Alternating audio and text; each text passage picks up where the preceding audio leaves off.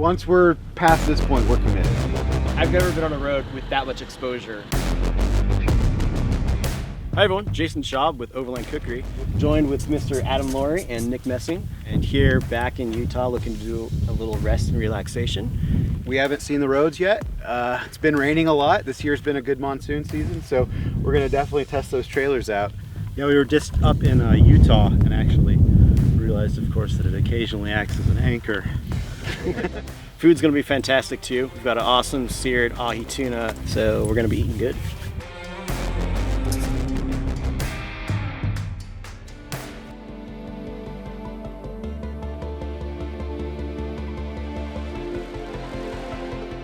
A lot of elevation change. The area's gotten a lot of rain recently, which could change the trail dramatically.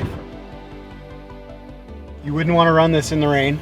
You wouldn't want to run this immediately after the rain. Anytime after that, or before that, it's freaking fantastic.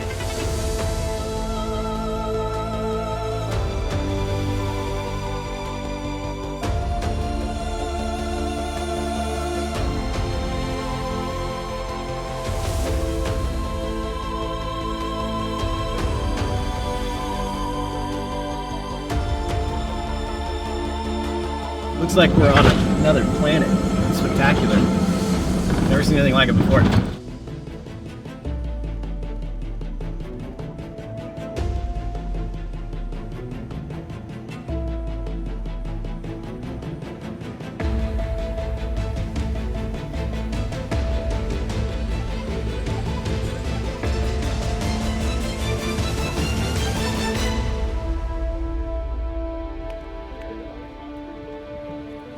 This is phenomenal.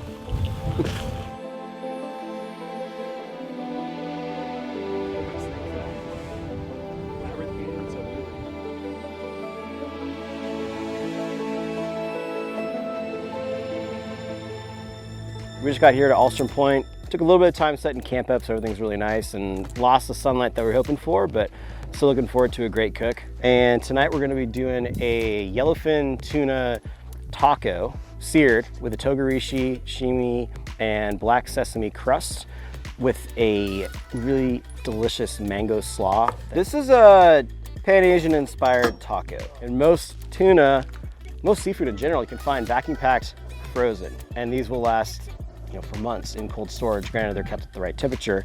You just get out to camp, defrost it. It only takes maybe half an hour to an hour in cold water to defrost it properly. And you can have delicious fish when you're out there. We're using the cabbage for crunch and for color and for texture.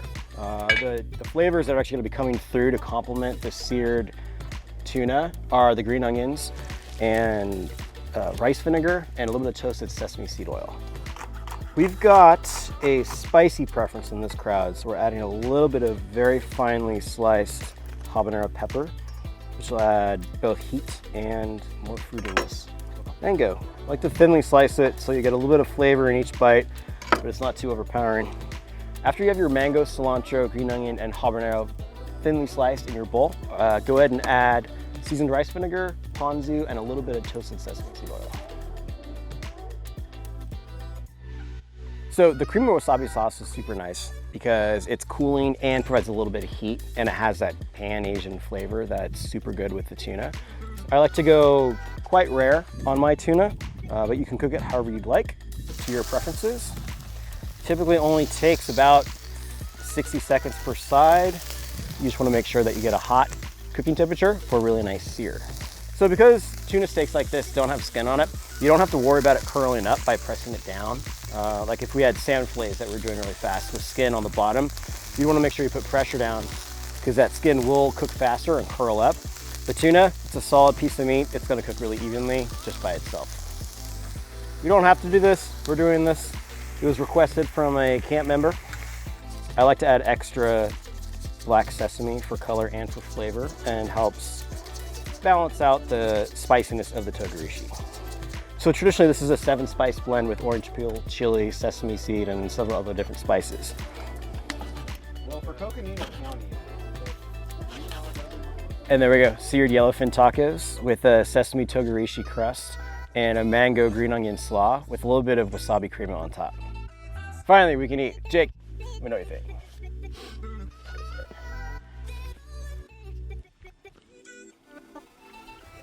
I approve. Approve? Good, yeah. Thumbs up, two It's thumbs good. up? Mm-hmm. Right on. Hands down, really good.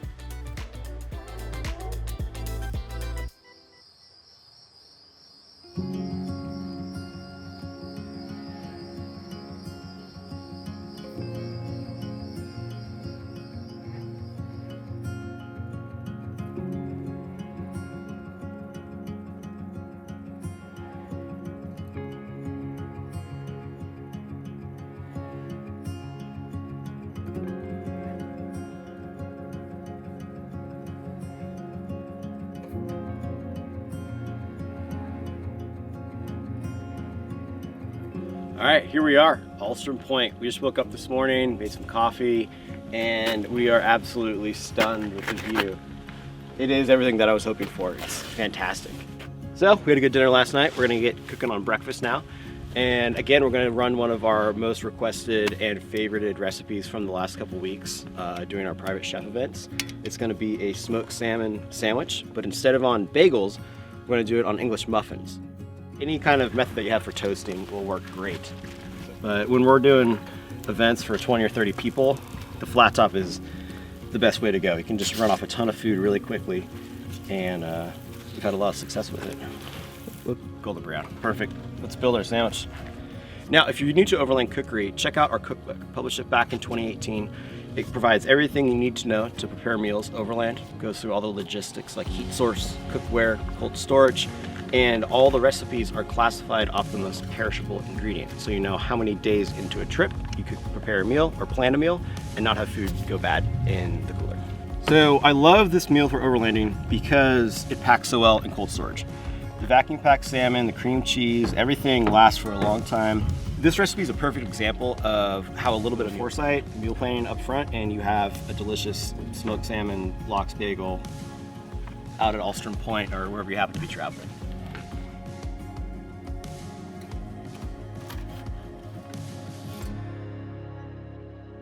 Bon Bon appetit. appetit. It's so much better than a bagel.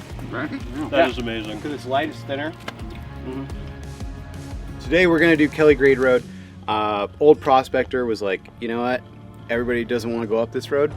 I'm gonna make it a road. I'm gonna blade it. It's awesome.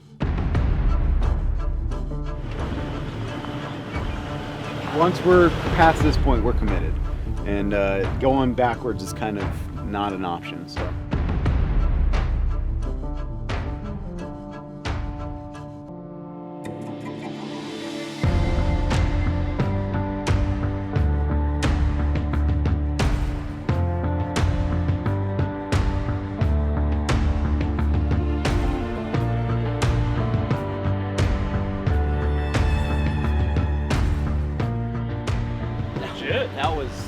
That was intense. For your first time going straight off.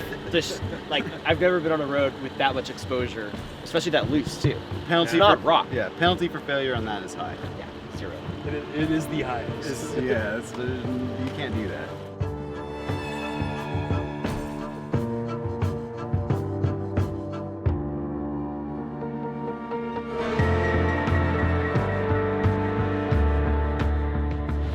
Time frame that we're looking at.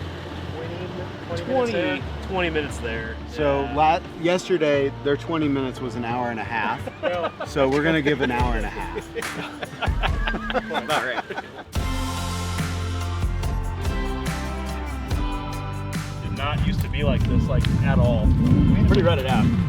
Normally like a pretty normal road through a canyon, and then you get some monsoon rains, and all of a sudden it's kind of disintegrated. Ooh.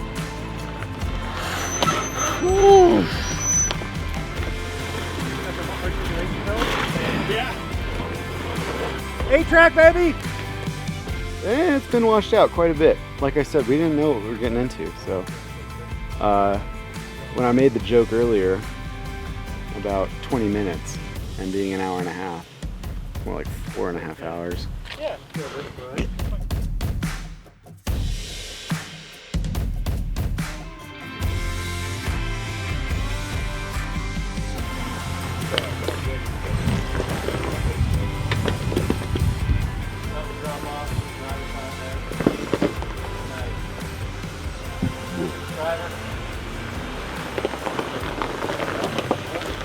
cheese and rice?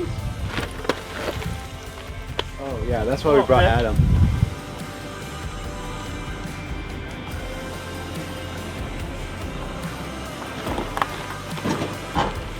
There it is. All right, we just got here to Lone Rock, right outside Page, Arizona.